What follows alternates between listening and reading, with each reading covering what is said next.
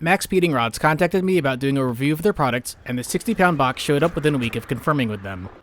I'm going to do an honest review of their 24-way adjustable damper coilovers. I felt these would be best for my daily driver. Inside is a customer service card, which opens up and has some info about the company, and has the customer service email on back. Race car driver Tom Chilton, and a list of some of the other products they make. This simply states that these are aftermarket parts that conform to OE standards and that they're manufactured in China. And on the side here are the spanner wrenches and a hex key that should fit the damper knobs. Here's one of the rear spring perches. And here's the other one. Now while they have everything wrapped in plastic, there isn't enough material between the rear spring and the shock, so there might be some rubbing against the perch. The other side looks better because there's more plastic here. They just need to work on their packaging. The front coilovers are fully assembled and definitely have some weight to them. While some parts are aluminum, the lower mount is steel. They look pretty safely packed, except for this bracket is touching the other coilover right here. Let's take everything out for inspection. The rear shock has some scrapes on the locking ring because it was rubbing against the spring, which also has some minor scratches. Though the other spring looks fine. The lower mount has a couple of small paint chips, but that's about it. Otherwise the quality looks good. The rubber bushing for the lower control arm bolt looks and feels pretty solid. The lower mount can only be threaded this high before it bottoms out. Just like the front coilover, the bottom mount is steel. This boot is made of soft rubber and conceals the bump stop underneath. This section is the upper shock mount, and has the feature I've been looking forward to, 24-way adjustable dampening. Now to make sure the other one works. The spring rate for the rears are 7K as denoted by the numbers on the side. The spring perch will sit on top of the lower control arm, and it's secured in place with this large washer from underneath. The spring should sit on top like this, similar to Godspeed and Rev 9 coilovers. The front set has 8 K-springs instead. As I feared, the end link bracket scratched this one up pretty bad. Also, the brake line bracket was a little bent and the paint around the captured nut cracked. They sent me replacement parts from China, which showed up within 2 weeks. Unlike the rear, the bottom of the lower mount is open, allowing it to screw as far up on the threaded body as the spring will allow. Like the rear, we have a soft rubber boot hiding the bump stop. There's a metal shim underneath and on top of the spring. They got rid of the rubber isolator rings, which had a tendency to fall apart over time. Here's the pillow ball mount. Some owners pack grease in here to prevent noise. I'm leaving it dry for now. The camber can be easily adjusted from here. And again, we have 24-way dampening. There's no other apparent problems on either coilover. Now to unlock the perches and take the springs off. Place one spanner wrench on the spring perch like this, and the other on the locking ring. Rotate them away from each other to unlock. Spin the locking ring down, then use the spanner wrench to lower the perch away from the spring.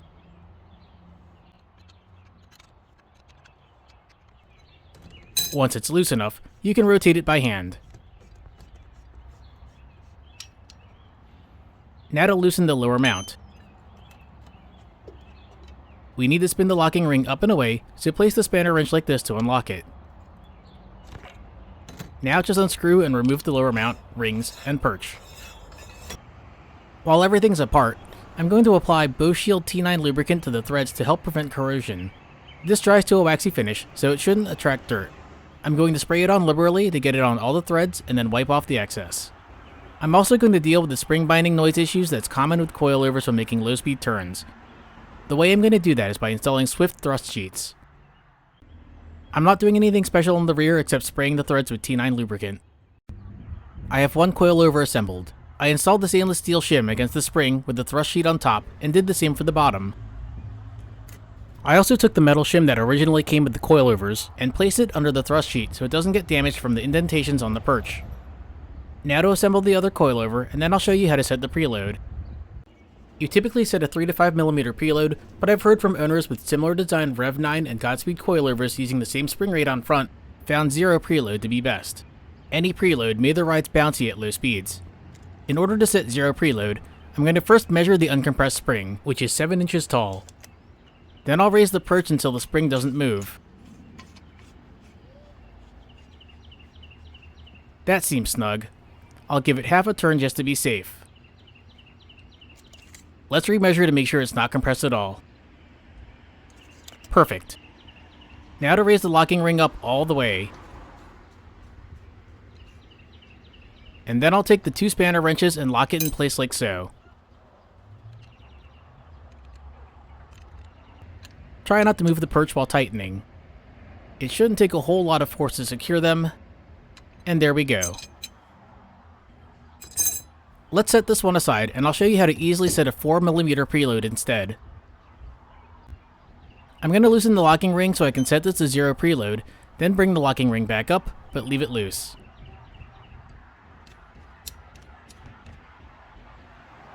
The spanner wrench is 4mm thick, so I'm going to raise the perch up enough until there's enough gap to fit it in between. Be careful not to move the locking ring while doing this.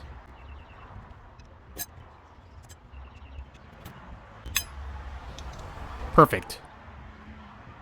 Now to raise the locking ring up, and secure it in place with both spanner wrenches. Again, make sure you don't move the perch while doing this.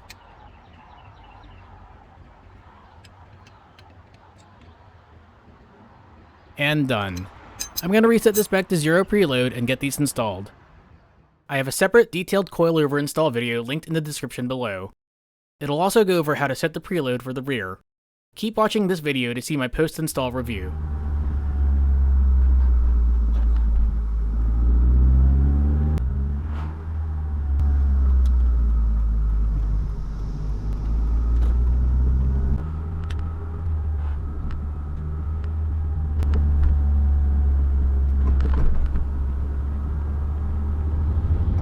I've been driving on these coilovers through the city and on the highway for about 600 miles now, and I'm currently on a 90-mile drive up into Pennsylvania, so this will be a good test to see how they handle on a long-distance drive before I go out to Ocean City. They're performing a lot better than I thought. I was really skeptical about them because I've seen some bad reviews, but I've been seeing the reviews lately get better on them. Now, I wouldn't have installed coilovers on the car to begin with had they not reached out to me, but it was also an opportunity for me to, well, do a coilover installation video. The ride quality is definitely harsher than I had before, but it's actually not too bad. I'm currently on a road that's under construction, and it's a lot noisier, but it's not that terrible. Now, I had TRD lowering springs on here before, so I was coming from these longer, softer, progressive rate springs to these shorter, stiffer, linear springs, so I am going to feel the road a lot more, and I don't mind feeling the road more. It makes me feel more connected with it, but it's a matter of how much of the road do you want to feel. One of my favorite things about the coilovers is being able to adjust the dampening. So when I'm driving around normally, like I am now on the highway, I'll leave it at a 2. And if I'm going out on the back roads, I might crank it up to like a 4 or a 6 to help compensate. It's going to be obviously rougher when you turn the dampening up, but it'll be more performance. So being able to adjust for daily and then going out to go have fun on the weekends or after work is pretty nice. As for setting the dampening settings, this is actually a pretty new feature for me to play around with because I never had it on any of my previous setups. What I found works best for me was to start at 0 for all 4 coilovers, which is turned all the way to the left, and then go for a drive. When you hit a bump and the car starts to bounce afterwards, you want to get rid of that extra bounce. So when my car started to bounce, I would just basically turn all the coilovers to the right until that bounce was more or less eliminated. You can continue to stiffen it up afterwards from there, but you're going to be sacrificing comfort for performance. I also found that once I found that happy point there, I was able to stiffen the back up a little bit more to keep the car more balanced. Now, that's going to be different for other people, depending on their suspension setups. I mean, I've got the full braces on the car. I've got adjustable sway bar in the front set to the middle. So depending on where that setting is going to determine like how much stiffer you might want the back. So keep that in mind. Don't just do what I'm doing on this car. You need to really play around with your settings and fine tune it for your driving, your comfort, and your vehicle. As for my verdict on these, aside from getting a couple of parts that were scratched or banged up in the shipping, which they did rectify immediately, I'm going to say yes. I actually had a good experience with them. The quality looked really good. The installation was easy. Being able to have a lot of features on here like adjustable camber plate and the dampening was fantastic. It also meant that I could just take out my McPherson struts without having to use a spring compressor and then just pop these in. Now, I did send some recommendations for the packaging, and I'm hoping that they will fix that in the future so no one else will receive some scratched or damaged parts and have to deal with waiting for other parts to show up. If you've had any experience with these coilovers, specifically for the 2nd Gen TC, please post up in the video description below, but also post up when you got them.